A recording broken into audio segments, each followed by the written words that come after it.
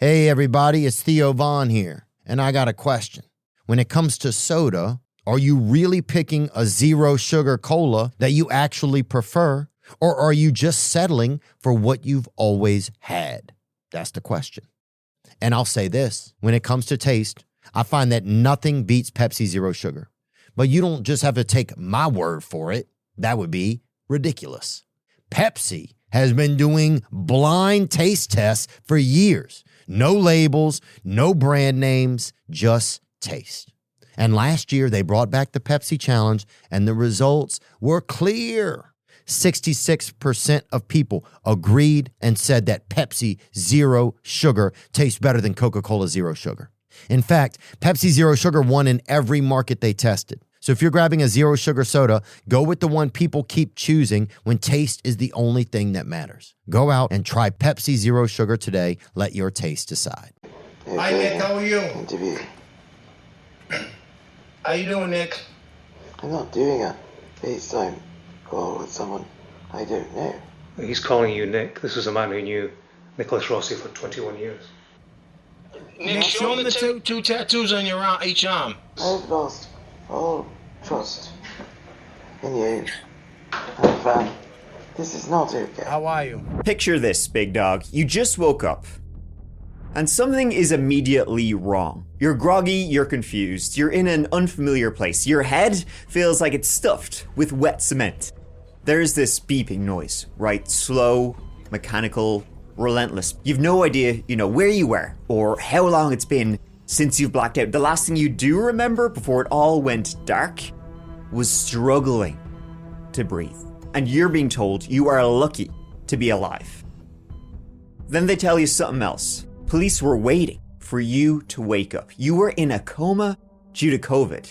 But now investigators from thousands of miles away were saying you did some of the most horrific and atrocious things imaginable. Crimes committed years ago, crimes that destroyed lives. This is the story of what happened to a man named Arthur Knight, who awoke in a hospital in Glasgow, Scotland.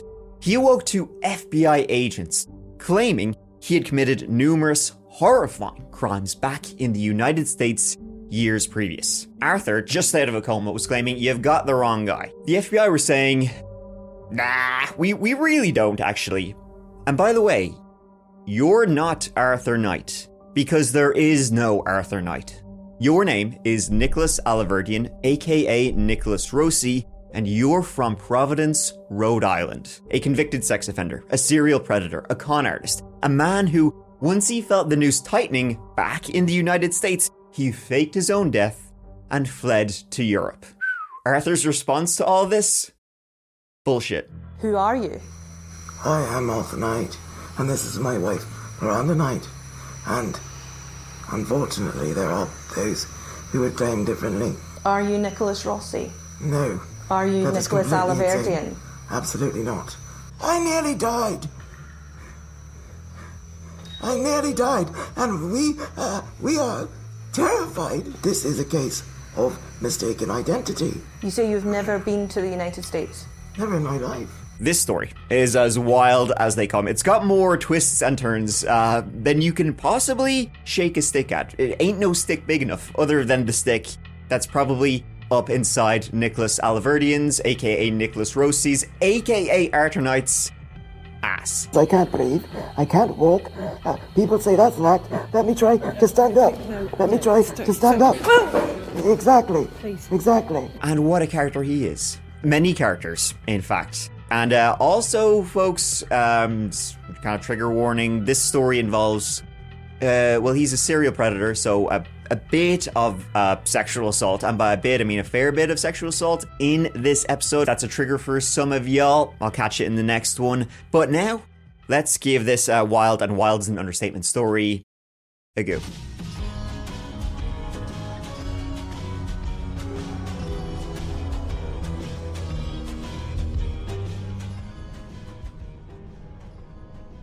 Before Nicholas Alahverdian became Arthur Knight, if they even are the same person, before the accents, before the aliases, the courtroom antics, the international manhunt, he was just a kid from Rhode Island. Joanne helped Nicholas Alahverdian, who suffered from neglect as a youth and faced many challenges while in state custody.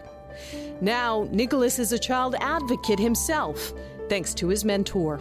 She had the charisma of a stateswoman, but she also had the heart of a nurse or a doctor. She knew how to fix situations. A rising star in Providence politics, a guy known by those he rubbed elbows with as a hard worker, a determined man, determined to help those most vulnerable in society, foster kids, kids with nowhere else to go. It was the late 2010s, and Nicholas Alahverdian had recently returned to his home state.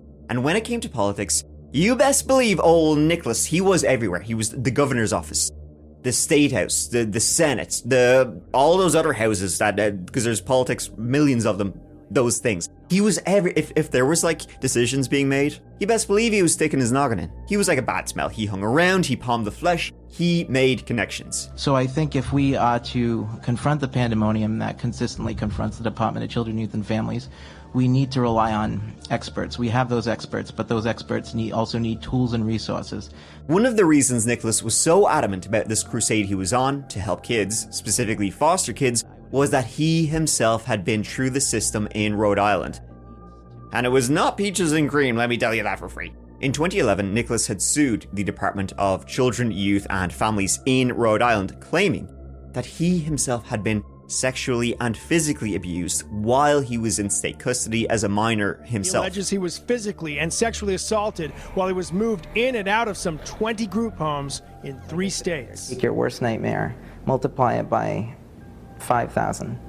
There were rapes, there were beatings. Now, the state denied the claim, but they would settle out of court for $70,000. So it's a lot of money to be settling for if it didn't happen. He wrote a book titled Dreading and Hoping All. And folks, you're gonna love this. By the way, the book is sorta hilarious. It's also titled The Chronicles, Volume 1, because his life is just so fucking epic, lads. It needs multiple volumes.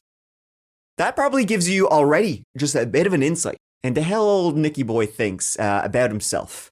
And he thinks bigly about number 1. Let me read out a little bit of the introduction to give you, a keen insight into the mind of this titan. Let me read it out for you. This is the first volume of a series of micro books I'm calling The Chronicles. In the pages and volumes that follow, I hope to share my experience for the benefit of various audiences and readers. This series has been in the planning stages for over 5 years. With each volume, you will most certainly want to read the next. Real page turner, his life. Some of what I write in the Orphan Chronicles will be entertaining. Some will make you cry. Some of it may bore you. Already there. You may learn a thing or two about a subject or topic. Some of it, perhaps this volume, may be written hastily so as to explain that abuse I suffered without putting me at risk of an increase in the amount of flashbacks and nightmares that I already experience on a daily basis. Poor Nick.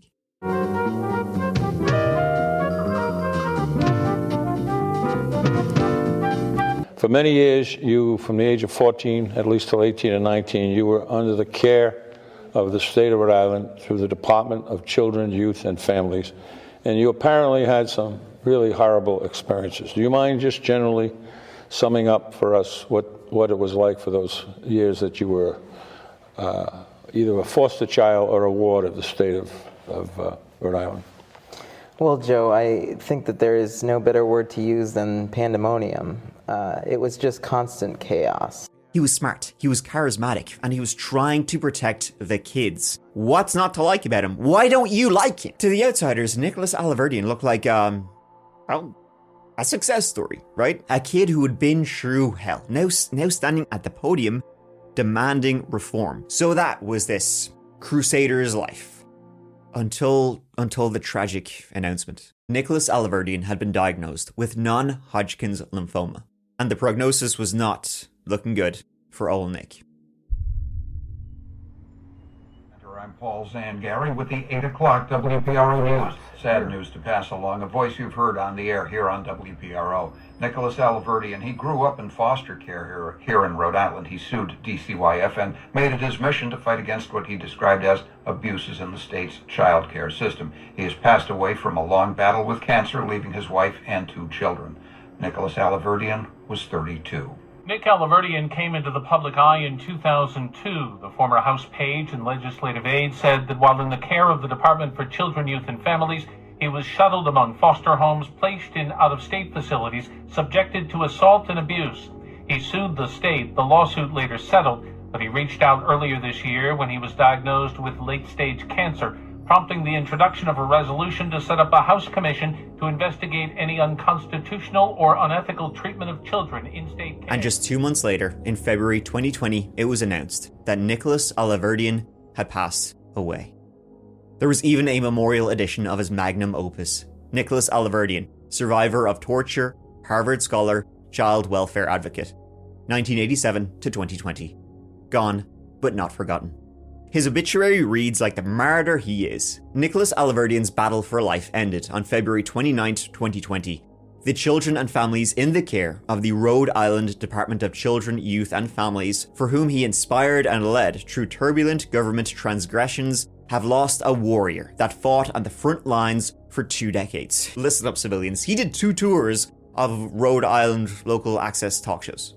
Mr. Alahverdian died 2 months after going public with his diagnosis of non-Hodgkin's lymphoma. He was in his 32nd year. His last words were, "Fear not, and run toward the bliss of the sun." At the time of his passing, the room was filled with the sounds of the end credits for the 1997 film Contact by composer Alan Silvestri, a film and score which held special meaning for Mr. Alahverdian. There were even remembrances in the State House for Nick. He was that notable and respected a figure. I remember Nicholas coming in here and advocating, and he certainly had his challenges in life, and he tried to fight through them all. His passing is a very, very sad incident for us, and may you rest in peace, Nicholas.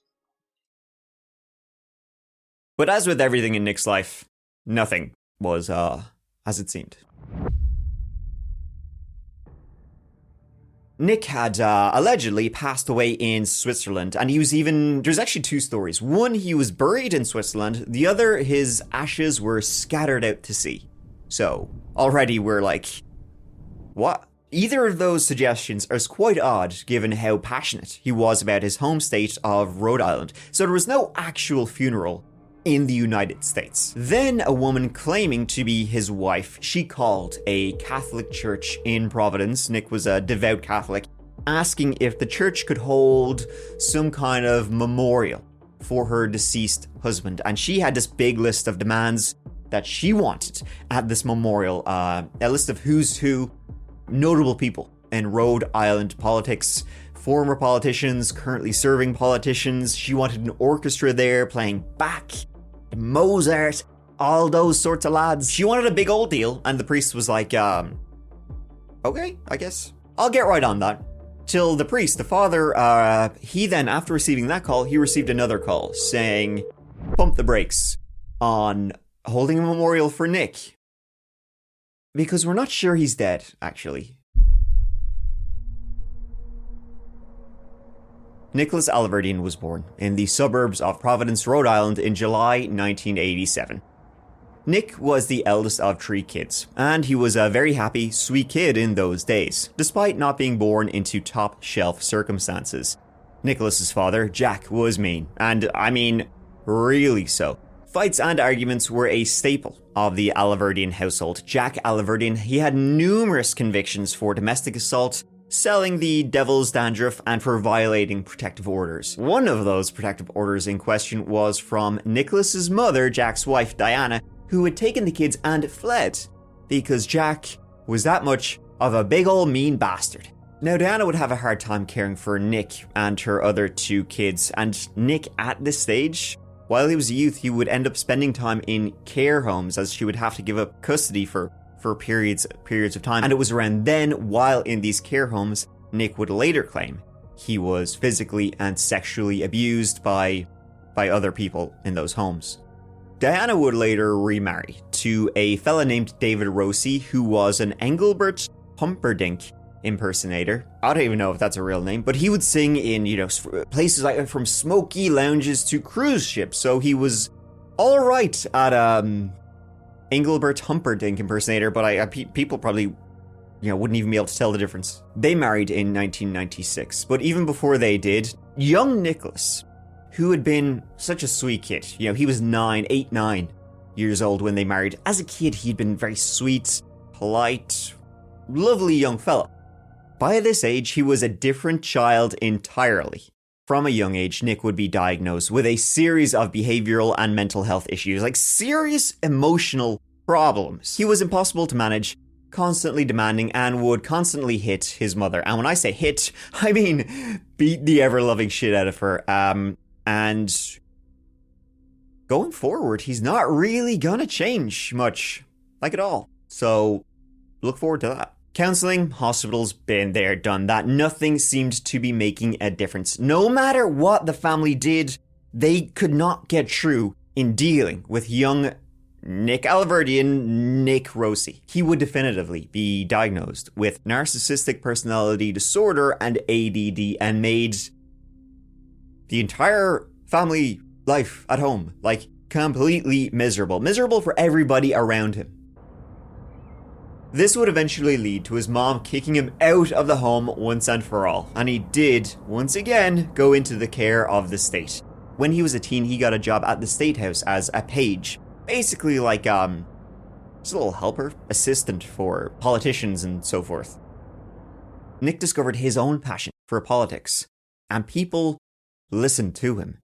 He would tell the stories of how he had been a victim, of how he himself had been through the system, was currently in the system, as eventually his mom sent him to live in a boys' shelter, how he had been abused, and how he did not want to see this happen to others. And he read everything, bills, laws, stuff that the other politicians couldn't be bothered or arse to even read. He would spend long days at the State House before returning to the DCYF shelter, hoping for a bed for the night.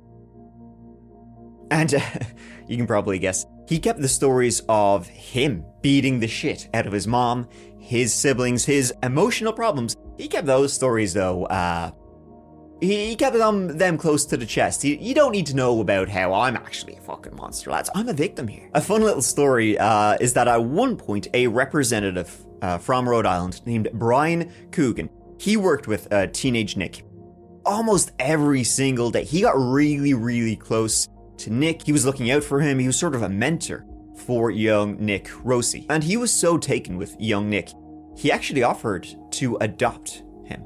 He even started preparing the paperwork to formalize the adoption when a judge said to him, "Slow your roll.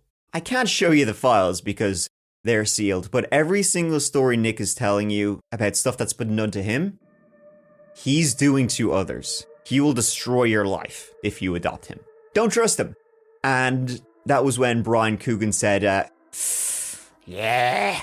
When he finally reached the age of 19 years old, Nicky aged out of the system and he would go and live in Ohio and go to college over there. When Nick was aging out of the system, when he was 19 years of age, he was sent to live with a foster family in Ohio, Charles and Sharon Lane, and in 2008 began attending Sinclair Community College in Dayton, Ohio. There, a fellow student named Mary Grabinski received a MySpace message from a guy named Nicholas saying he was new to the area and he wanted a friend. Mary clackety replied, she had a boyfriend, so if you're hitting on me, no thanks, pal. But if you're actually new to the area, you want to grab lunch, I'll show you around the college, yada yada yada. They met up, Mary and Nick, they met up, they had some grub, had lunch, got on great. Mary would say Nick was very charming, very pleasant. As lunch came to an end, Nick asked Mary to walk with him to his next class, which was in the basement of one of the college buildings. And Mary said, sure, it's a busy college campus, right? Yeah, I'll walk you there, we're having a good time. So Mary didn't think anything of it, going into this remote stairwell, this remote hallway in the basement of one of the college buildings. She was going there with more or less a complete stranger. And it was there he changed completely.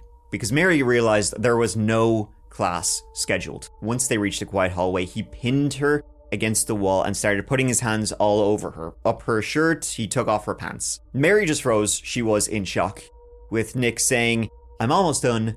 Don't be a bitch." When it was horrifyingly over, Mary couldn't even process what happened.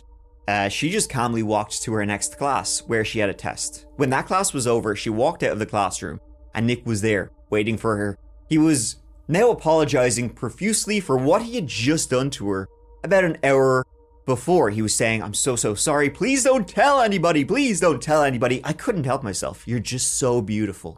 Mary said, "Fuck off." She went straight to the college campus police. Now, initially, she was told by the prosecutor there wasn't enough to press charges against this Nick person. That was until the police also then spoke to Nick, and in his statement, he said Mary was the aggressor and she had attacked him, which was, so unlikely it was very much enough to call bullshit, especially because of the fact that only 2 weeks previous, still in Ohio, another woman had made a complaint about Nick being sexually assaulty and rapey. She just chose not to pursue it any further. Mary would pursue it further. The case ultimately went to trial with Nick pleading not guilty, and he was convicted of sexual imposition, and Nick now had to register as a sex offender. Nick actually showed up to sentencing with a cane, limping. "Oh, I can barely walk." Which, his little strategy to, appear kind of weak and vulnerable, it actually worked. Because he got 0 prison time. He just had to pay money, court fees, and he was labeled as a sex offender. Now, he did briefly try and get a retrial, reverse his conviction, because he said he found a MySpace post, which Mary posted saying she was drunk and she did it, she was in love with Nick, and after he turned her down, she just accused him of, sexual assault. Nick showed up to the court with a printout of this MySpace posting. It could not be found online, and it was quickly determined that was a Photoshop. And so Nick then became a men's rights activist, as you know he would, penning what might be, this is hilarious, the funniest essay of all time, titled, "My Personal 9/11. In this essay, he accuses Mary, folks, listen up, she's a goddamn terrorist. My life and freedom has been under attack since January 2008. When the assault happened. It was then that Mary Grubinski falsely accused me of sexual assault when we merely shared a consensual kiss in a community college hallway. Her motivation for inflicting such a deliberate terroristic act upon me was apparently to preserve her relationship with her then boyfriend, ex, a firefighter who was informed of our date. I am the victim and Mary Grubinski is the perpetrator. I am victimized every day of my life. I have spent the majority of that life trying to make the world a better place, lobbying for foster care reform, universal health care, educational system improvements, and other causes. My life has effectively been ended by Mary's evil act of terror. Understandably, my comparison of Mary's acts to the acts of 9/11 terrorists may be unpopular, but I feel entitled to take poetic license to describe the living hell that Mary's terrorist act upon me has caused. There's more to come, but here you have a fella who just believes he's smarter than everybody else around him. He can fool everybody, and rules of law, rules of morality, you must be joking. They don't apply to him. They apply to you, and they apply to me, suckers, but not to him. And I mean, he never stopped. In 2006 and 2007, he had already been accused of rape. Neither, though, led to a arrest or conviction, and then in August and September of 2008, he was accused again and again. After his time in Sinclair Community College, he did briefly attend Harvard University in Cambridge, but the university eventually withdrew him from the course he was attending in Harvard because he failed to disclose he was a, convicted sex offender. Though he would later repeatedly refer to himself as a Harvard scholar, like he did in the frickin' book. It really never stopped. Between July 2010 and May 2011, he was back in his hometown of Providence, and during that time, 4 women, including a woman he had been briefly married to, came forward filing complaints against him, from sexual assault to theft. One woman, this guy's such a pathetic worm, she said she had dinner with him. They went back to his place. He repeatedly said, "May I have some sex, please?" She said no, repeatedly, and then he eventually stopped her from leaving, forced her to give him $200, and then made her film a video in which she stated she could not pursue legal action against him because those $200 were for Nick's therapy for sex addiction. As I said, he was briefly married in Rhode Island. I mean, literal months. After they wed, the police would show up to their apartment. Due to reports about domestic abuse, the police would show up. She had marks all over her. Nick did not go quietly. He was raging and banging his head off the wall. Police had to use pepper spray to get him into the police cruiser. In 2015, he moved back to Dayton, Ohio for a time. He was staying with the Lane family, who were his foster family back then. And then he married a woman named Catherine. Literally the day after their wedding, he began beating her. Give me your phone. Give me your phone. Stop ignoring me! What are you doing? I'm getting out of this negative atmosphere. No! Stop it! No! No!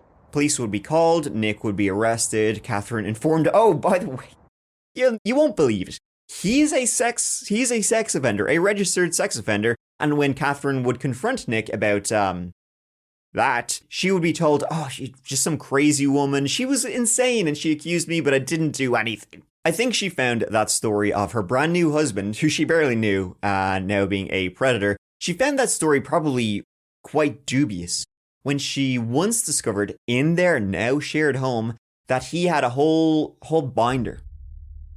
In the binder, he was cataloging female students at various universities that he had been to. He was keeping tabs on young women. Nick then basically made Catherine stay at home at all times while he spent all her money. Like, all her money. Lavish dinners, clothes, 5-star hotels, the works. He did at one point set up a non-profit that was supposedly designed to revitalize downtown Dayton, Ohio. Of course, any of the donations it got, Nick said, I'll have a bit of that. Money me, my money now. This non-profit Nick set up in Dayton, it also offered scholarships, like, thousands of dollars to students if you applied for scholarships. To apply for scholarships, you had to pay about $30. That's how much the application costs. There, of course, was no scholarships. Ultimately, Nick ripped off his second wife to the tune of about $55,000 before she found the courage to leave his ass. Soon after, though, Nick would be investigated for even bigger crimes. Remember that foster family I mentioned a couple of times, Charles and Sharon Lane, who Nick had been sent to live with in Ohio after he aged out of the foster system? Well, they began to get letters. A couple of letters. See, Nick remained close with them. He would visit them from time to time. But they would soon learn those visits weren't out of the kindness of his heart or because he wanted to remain close to them or wanted to have some kind of, relationship with them. Nah. Nick, it turned out, what a fella. He had taken out over 22 credit cards in his foster parents' name. And they were now in debt. Over $200,000. That's a fair few bob, all right. The FBI were now looking into him for that, and they were looking into him for not notifying the state of a change of address, which, as a registered sex offender, he had to do. They also discovered that Nick's name began popping up for more sexual assaults. There was, and unfortunately likely still is, a backlog of those, DNA test kits. So crimes Nick had done years and years previous, they were only testing the DNA now, and Nick's name was only popping up now years later for rapes in Ohio and Utah, and so ding ding motherfucker. All this while, Nick was now back in Rhode Island, this crusading champion. But when police went to try and find him in 2017, he was gone. US Marshals began to hunt for Nicholas Alahverdian on charges of rape and of fraud and of theft. But the trail went cold when they found he had gotten a one-way ticket leaving New York to go to Dublin, Ireland. This was in June 2017, and he had not returned to the United States since. By the time he fled America in June 2017, he was on one hand a respected figure in Rhode Island politics, a hero of the system, helping foster children and people in need. On the other hand, he was a secret predator who went after women one after another, from Rhode Island to Ohio. He had 2 ex-wives, both of whom had restraining orders against him. He was a convicted sex offender and a fraudster. While in Europe, Nick continued to post and write about the issues he claimed he so cared about, which now just seemed like a mask to hide what he really wanted to do, which was attack women. Nick would say the reason he had left America in 2017 was due to threats he'd received due to his work, his tireless work, to reform the Department of Children, Youth and Families. They were out to get him, he had to go. Not crimes he committed. No, America just wasn't safe, for Nick anymore. And so folk back in New England, they began to, whelp. They received calls from Canada, from Germany, Switzerland, England, Ireland, Russia, all of these countries, with the voice on the other end of the line getting raspier and raspier. Until February 2020, he's fucking dead. The police, both the FBI and Rhode Island State Police who had been investigating him, well, alarm bells went off when they heard he had kicked the bucket. They began calling numerous countries in Europe, not just Switzerland, but everywhere they heard he had been living in, asking for proof of death certificates, anything, and nothing. No country or authority could confirm that Nicholas Alahverdian, Nicholas Rossi, was dead. It was a joke. They had one lead to try and track him down. It was his IP address. Every time Nick had been sending an email, it led, to an IP address. But Nick always used a VPN, so it never actually said where he literally was. For years, ever since he moved to Europe, he had been using VPNs, so I guess he knew that people could track him due to his IP address and he was on the run. That was till one time he didn't use it. I mean, folks, here, listen. I know, I'm always shilling VPNs, but they actually can come in handy every once in a while. They finally were able to track him down in December 2021, almost 2 years after Nick died. When authorities finally caught up with him, he was in the intensive care unit at a hospital in Glasgow, Scotland. A severe case of COVID had landed him on a ventilator and into a coma for a time, a few months. The FBI, along with Scottish police and Interpol, they went to the hospital he was in to confirm and identify that this was Nicholas Alahverdian. They identified him through his shitty-ass tattoos. Except when Nicholas was finally able to speak, he said he wasn't Nick. He didn't know who they were talking about. He was Arthur Knight. He'd never even visited the United States. New details on a case that is making international headlines. As we reported yesterday, a Rhode Island man authorities say faked his own death was apprehended alive in Scotland. Target 12 has obtained court records out of Utah that is shedding some light on what he was wanted for and the chase to track him down. Investigators say weeks ago, Alahverdian was hospitalized with COVID in Scotland. Utah County Attorney David Levitt says police in the U.S. sent pictures to authorities in Scotland, and hospital staff confirmed they had their guy. He's gone to great lengths to hide his whereabouts, and he went to great lengths, I believe, to get out of the hospital in Scotland, so far as even trying to hire a private ambulance to be able to get away. And so the battle began. Who was Arthur Knight? He claimed to be an Irish orphan who had moved to London as a teenager and now worked in marketing and PR. He had never visited the United States in his life. Out on bail, awaiting his next extradition hearing. Who are you? I am Arthur Knight, and this is my wife, Miranda Knight. And unfortunately, there are those who would claim differently. Are you Nicholas Rossi? No. Are you That is Nicholas completely Alahverdian? insane. Absolutely not. Miranda, who claims she married her husband in Bristol 2 years ago, says she was there when Police Scotland arrested her husband in hospital as he recovered from COVID. Arrivals to court for bail hearings were in a wheelchair. An oxygen mask remained on throughout this interview at their Glasgow home. I nearly died. And we are terrified. How can I be a flight risk if I can't even stand? The electric wheelchair is not a prop. There's no faking of this illness. This is a case of mistaken identity. You say you've never been to the United States? Never in my life. They claimed in court you were identified from tattoos. That is not true. There is no evidence whatsoever that there are tattoos, and I've shown that to news reporter after news reporter.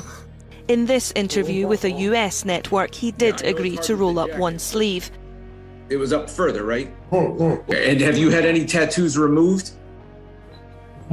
The man wanted in America to face a rape charge is known to have multiple tattoos. He's done quite a masterful job of hiding himself from the law. Yeah, as I said, the more things change, the more they stay the same. After he fled the United States, he flew from New York to Dublin, Ireland, and then he went to Essex, England. There, he entered into a relationship with a woman, a relationship that once again ultimately ended with an accusation of rape. He also, somehow, using the name Nicholas Knight Brown, managed to con a Canadian TV personality out of $40,000.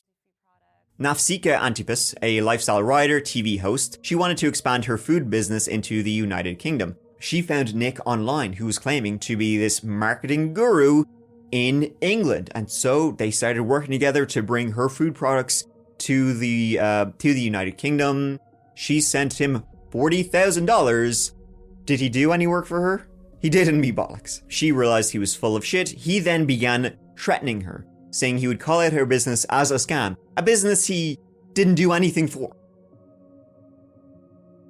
Nicholas, or Arthur, married again, this time to an English woman named Miranda Knight. They married in 2020, and she would stand by her man throughout it all. The couple eventually moved to Glasgow, and Arthur claimed to be a university professor. After so many years, I know him inside out. I know my husband does not have tendencies as a rapist. He is going to be needing a very large team on the pitch to try to say that I am a rapist, because not only are we terrified because this is a vicious lie, but we are also incredibly disgusted by the fact that we now have to live our lives in a secretive way because my wife can't even walk down the pavement to get a pint of milk. And it continues. Some people would say you're saying it a secretive way, but you're now speaking to various media outlets, including us. Why? What is the purpose then of this interview? The truth needs to be known. Yeah, he disguised himself, knowing full well there were warrants for his arrest back in the United States of America. And he disguised himself in the way that you think he would, because he, of course, is smarter than everybody else. Hide? Get it. No, hide in plain sight by being the most, stick out like a sore thumb person who ever existed. He was a dapper fellow. He wore bow ties, he spoke with an English accent, even though he claimed to be Irish. Guess he just gave up on that one. His neighbours have revealed they knew him as Arthur Knight, an affable academic with a penchant for Panama hats, politics, and malt whiskey. They described him as an eccentric dandy who spoke with an upper-class English accent and attempted to stand out from the crowd despite being wanted by Interpol and the FBI. A neighbour said, Arthur often used to wear a Panama hat and pinstriped shirts. He had dyed, highlighted blonde hair and a matching blonde moustache. He had obviously put a bit of work into disguising his appearance. For someone who was on the run, he really liked to draw attention to himself. He was vehemently denying that he was Nicholas Alahverdian. He was Arthur Knight. He made bail and decided the best thing to do, get public opinion on your side. Don't hide. Be out in front of the cameras. All of this had hilarious results. What do you make of those photographs and the likeness to yourself? I doubt there's a likeness at all. Have you ever been to the United States? No. You have a scar in the same place. Can you explain that? No, I can't. Prosecution narrative is that you are an alleged rapist. There are restraining orders, assaults, fraud in a very colourful criminal record that reflects a dangerous sexual predator. Are you that man? Are you Nicholas Rossi? I can veritably say that I have not ever once done any of the acts as you just described. Arthur, where were you born? In Ireland. Whether it was Northern Ireland or the Republic of Ireland is up for discussion, but I know it was Ireland. And do you have a birth certificate to prove that? Unfortunately, if you were adopted, you cannot have a birth certificate in Ireland. In fact, if you can't find, or rather, if you attempt to look for your birth parents, you're actually committing a criminal offence. Do you see a similarity? Do you? The eyebrows are the same. I'm sorry. I don't know what I could do about my eyebrows. Seriously, he did a lot, and I mean a lot of interviews, denying he was Nicholas, saying he didn't know what else he could do. He was Arthur. Who the fuck is Nicholas Alahverdian? Never heard of him. What do you say to someone who believes that you are Nicholas Alahverdian? I am not, Andrea, I am not Nicholas Alahverdian. I do not know how to make this clearer. What do you say to people who say these are crocodile tears? He's putting on a show. This is all an act. Oh, Andrea, no, that's a low blow. That's a right low blow. He was a simple old college professor with a penchant for neckerchiefs. He would hilariously attend all of these court hearings looking pretty dapper in his wheelchair. And I mean, like, if you probably remember, pretending to be disabled had worked previously when he was initially convicted of being a, sex offender. When he came in with the cane and didn't get any prison time at all. So maybe he thought, hey, it worked once, I'm the smartest guy who ever lived, it'll work again. Duh. Meanwhile, in courts, they were trying to decide, was this actually Nick, or was this the wrong guy? Was Arthur who he said he was? Mr. Knight is Arthur Knight. He is a British citizen. He was born in Ireland. He's lived most of his life in England. He's recently moved to Scotland, and he's not an American. He's been there his whole life. He's not Nicholas Rossi or Nicholas Alahverdian. The tattoos were a big one. He had the exact same tattoos as Nicholas had.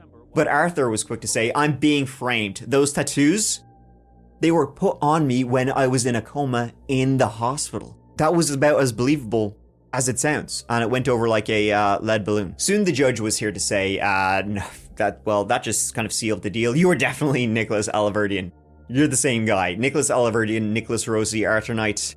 Same person. Now Miranda, she stood by her husband Arthur, saying he wasn't him, he was innocent. He's not that monster in America. She doesn't know who Nicholas Alahverdian is, but he's not her husband. He shows love, he shows patience. I never feel unsafe. I feel that he is my protector. Well, wouldn't it soon be discovered that, remember the priest at the Catholic Church after Nicholas Alahverdian died? He'd received a call from a woman claiming to be his wife in Switzerland, asking to do this memorial. Well, Miranda Knight sounded a hell of a lot like that woman. And if Miranda Knight was claiming she didn't know who Nicholas Alahverdian was, why was she calling a priest to try and organize a memorial for Nicholas Alahverdian? She was likely all in on him faking his own death, his writing the whole thing about his final word. Well, Nick probably wrote that himself. Writing his final words. Even some of the comments written in Nick's obituary, saying, oh, what a good guy he was, praising him, how he'll be missed. All written by Nick, for sure. That's Nick. Why do you say that, Brian? Well, he's got that fat little earlobe. That's his eyebrows, that's his voice, that's his mannerism. He talks with his hands. At one point while on bail, Sky News, a news service in the UK, they set up a video call between Nick, Arthur Knight, and, if you'll remember, Brian Coogan. Brian Coogan was the guy who tried to adopt Nick when he was a teenager. You might have already smelt it, but this made Nick shit his pants. Is this a FaceTime call? Okay, so now. I'm not doing it, please. Me Time make it call. smart, James? Absolutely not. Okay. No, I'm not doing it. That's Brian Coogan there. I'm not doing a FaceTime call with someone I do. No, doing an interview. Nick, I'm the one that's Irish, you're not. Coogan, I'm Irish, you're not. You get that scar on your eye. If you have him move his glasses, you can see he has a little scar on the side of his eye. James, do you see that, James? James, do you see the scar? Well, he's talking about the scar. How would you explain it to him? I don't know this man. He's not a journalist. But he's a man who knew Nicholas Rossi. My apologies. It's Nicholas Alahverdian. We didn't give birth to you, but we were going to adopt you. I know who Nicholas Alahverdian is, and that's you. I'll tell you what, we can wrap this up. James, we can wrap it up right now. Look at his two biceps. He has a barcode on one and a bird feather on the other, or wing. Is he willing to show you his arms? We're not going. Are you? Would you? Is that something you would do? Would you show us your arms? I've shown you my arms. Yeah, your biceps. Yeah, I will show. Okay, I am not getting into this conversation. All right. You're trying to say he showed you his arms. His biceps. Look at his biceps. And I'll go away now. Thanks, Mr. Coogan. Thank you. That's it. Bye, Nick. Seriously, just taking one L after another, this guy. And Arthur and Nick weren't just there to defend themselves. They were going to go on the offensive. See, the rape charges in Utah had been filed by a prosecutor named David Levitt. So he was enemy number one to Miranda and Arthur. You can see on Miranda's Twitter, even today, that her and Arthur were accusing prosecutor David Levitt all the way over in Utah of being a sex offender, a child rapist, engaging in satanic ritual child abuse, all cannibalism, the whole kit and caboodle, all that kind of stuff he was doing. This is a Miranda Knight tweet. My husband is innocent. Full stop. There is more evidence for Utah County Attorney David Levitt's alleged pedophilia than there is against my husband. Not one shred. David, stop this charade. Be a man and stop whining when your political opponents unite. She was going all at him. Even the Utah County Sheriff's Office, they said, we'll look into these accusations against the prosecutor who is trying to, get Arthur Knight, Nicholas Alahverdian, sent away. So then when the Sheriff's Office came out and said, oh, we're going to look into this, that maybe he's a sexual abuser, smoke without fire. But then it turned out that the Utah County Sheriff's Office really disliked David Levitt, who was up for re-election. They were endorsing his political opponent, and so they just wanted him out of office anyway, and they were using this as an excuse to go after him. It wasn't until January 2024 that Nick was ultimately extradited back to the United States, and he was sent to Utah for 2 rape charges there. He asked the jailers to refer to him as Arthur Knight. They said no. The following year, he faced 2 separate trials, both for rape in Utah, and he finally admitted he was, after all this time, Nicholas Alahverdian. He had faked his death poorly. But he's innocent of the charges. He did admit who he really was, but said he didn't rape anybody. He faked his death due to the threats he was getting against him and his family. Of course he did. Finally, he would face the real justice that he had evaded for so many years. And after the trial, both of them, he would be found guilty on both counts. In September 2025, he was sentenced to 2 terms of 5 years to life, to be served consecutively. Once he's done with one term, he'll get the other. Finally, after being a horrific monster who preyed on women for decades, he is where he belongs, after swindling so many people, abusing so many people, and just being a real, what's the word? Sure, piece of shit will do. Mr. Rossi, you have the right to speak at your sentencing. You're not required to do that. Is there anything further that you would want me to know today? Thank you, Your Honor, and may it please the court. The noted conservative commentator, George F. Will, has said in recent days, or in recent years, that victimhood is the new status symbol. Like a small dog or a new purse, everyone needs to be a victim, because that is their way of signifying their status and their status symbol. I don't have a lengthy statement full of flowery language and hyperbole. However, I would say that these women are lying, and that what they have done is unjust, unkind, and not plausible in the eyes of the law.